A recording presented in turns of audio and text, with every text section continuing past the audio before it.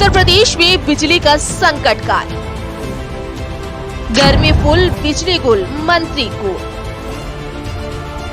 कौन करेगा बिजली व्यवस्था में सुधार। कभी मीटर की मनमानी, कभी बिजली संकट की कहानी। उत्तर प्रदेश में गर्मी के बढ़ते प्रकोप के बाद अब बिजली संकट भी गहरा होता जा रहा है, जिसकी वजह से गांव, नगर पंचायत, तहसील स्तर पर बिजली कटौती की जा रही है। तो वहीं शहरी क्षेत्रों में भी लोगों को 3 से 4 घंटे तक बिजली कटौती का सामना करना पड़ रहा है। जानकारी के मुताबिक मौजूदा समय में पीक आवर्स में बिजली की मांग 22,500 मेगावाट है, वहीं पावर कॉर्पोरेशन अधिकतम 18,500 मेगावाट तक ही सप्लाई कर पा रहा है। इसके साथ ही यूपी के कई पावर प्लांट भी बंद पड़े हुए हैं, जिसकी वजह से बिजली कटौती की जा रही है। आज उत्तर प्रदेश में बिजली की समस्या से हाहाकार मचा हुआ है। बहुत लंबी लंबी कटौती प्रारंभ है और ये अघोषित कटौतियां हो रही हैं, और इसका लिए सिर्फ और सिर्फ जिम्मेदार भारतीय जनता पार्टी की योगी और मोदी दोनों की सरकार है, क्योंकि इनका कुप्रबंधन खुल करके सामने आया है। जब गर्मी के दिनों में विद्युत आपूर्ति बढ़ानी होती है तो आप उसकी तैयारी पहले से करते हैं, लेकिन भारतीय जनता पार्टी और भारतीय जनता पार्टी की लीडेड सरकारों ने कभी इस तरफ ध्यान ही नहीं दिया।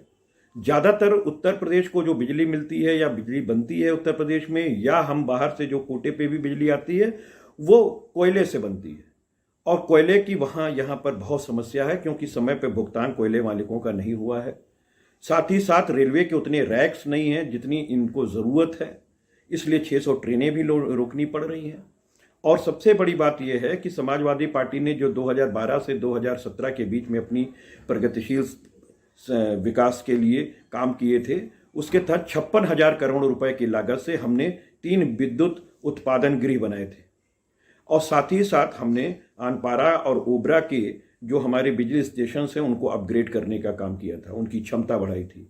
साथ ही साथ 590 सब स्टेशंस को हमने अपग्रेड किया और नया बनाया था। इसके साथ ही लाइन लॉसेस को रोकने के लिए हम लोगों ने नए ट्रांसफार्मर लगाए और पुराने तारों के संजाल को हम लोगों ने अंडरग्राउंड किया शहरों के अंदर। और यही नहीं, बल्कि हम लोग तो 4.5 रुपये बिजली दे रहे थे, और उसके बाद इतना कुछ करके गए थे, उसी के उत्पादन को ये संभाल नहीं पाए।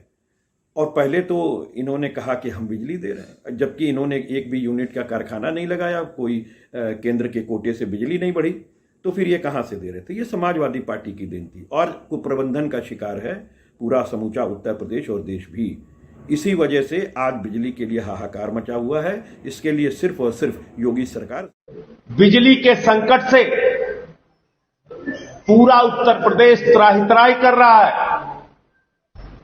उसके बारे में कोई चर्चा न हो, इसलिए प्रायोजित तरीके से नफरत की राजनीति को बढ़ावा दिया जा रहा है।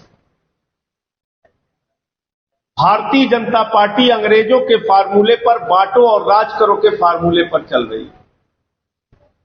इससे उत्तर प्रदेश और देश की जनता को जागरूक होकर, सावधान होकर अपने बुद्धि और विवेक से आगे बढ़ना होगा। कोयले की कमी की वजह से कुछ निजी उत्पादकों ने उत्पादन कम कर दिया है, जबकि बजाज की ललितपुर परियोजना की 660 मेगावाट क्षमता इकाई कोयले की कमी से बंद चल रही है।